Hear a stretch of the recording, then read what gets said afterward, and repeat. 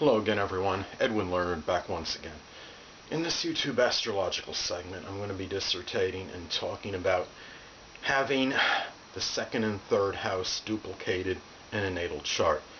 Now when you have duplicated houses, what happens is the energy can be integrated and amalgamated as far as what the houses represent. Now the second house is about our possessions, self-esteem, self-worth, things of a monetary nature, income generated. Third house is about communication, siblings if applicable, short journeys, our neighbors, our early education. Now these things can be very strongly combined. If somebody has the same sign on the second and third house cusp, this could be someone that very strongly likes to communicate their values. It could be a person that communicates a lot about things about their monetary nature, their possessions, what they like to acquire. There may be a need, a very strong need to be not just enamored with knowledge, but having that ability as far as acquisition of it and really acquiring it and possessing it. And the values may be something that is really tied in very strongly to their early education. It could be something that a family member indoctrinated in this person when he or she was very young. If the person has brothers and or sisters, then those people could have figured prominently in these values.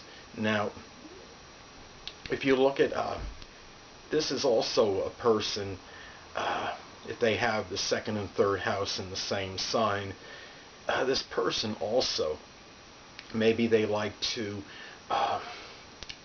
maybe acquire maybe a lot of their possessions, maybe very tied into their short journeys. This could be somebody that maybe has more than one vehicle to transport him or her.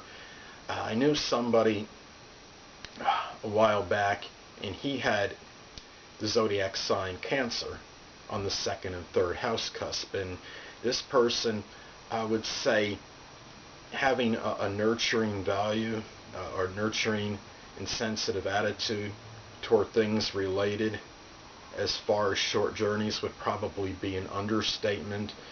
And having it on that, which is really is having Cancer on the third house cusp. Now having Cancer on the second, this was somebody that showed also a nurturing value attitude, I think, as far as their finances would go. And having Cancer on these houses, it shows that the zodiac sign, the Cancer qualities were very strongly emphasized and accentuated. This is something where this person having Cancer on the second and third houses, well, this not only emphasized the qualities of Cancer, but put that flavoring into things that were associated with things of a monetary nature and things that were connected with short journeys, their communication, perhaps even things that knowledge that they acquired perhaps in their early childhood, or I should say maybe in their, as far as the primary education going up through completion of high school. So this is something to consider. Always remember that it's not just about integrating the houses, but the sign will flavor this as well. Now, if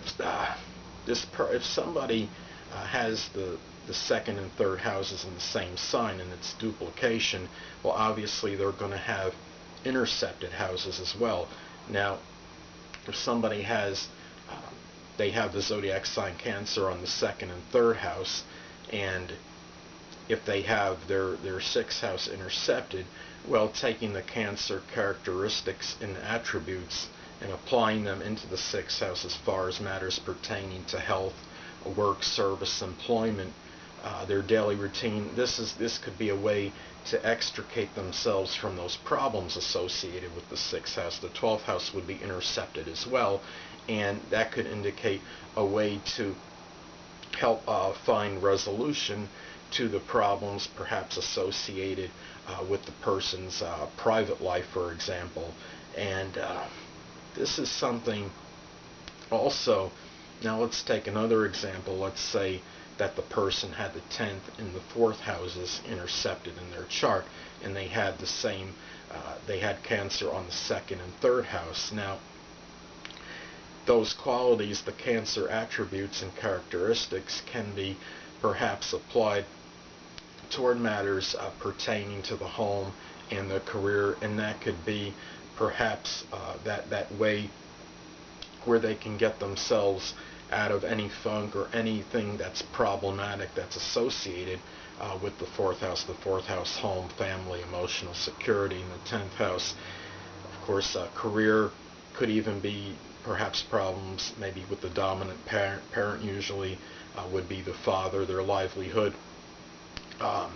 perhaps even something connected. Well, the 10th house is also the public image, so in isolated cases maybe that there could be a problem with that as well, and you could look for the characteristics of Cancer to kind of have that person find that way out through that. So it's really I find this interceptions and duplicated signs very, very interesting and fascinating.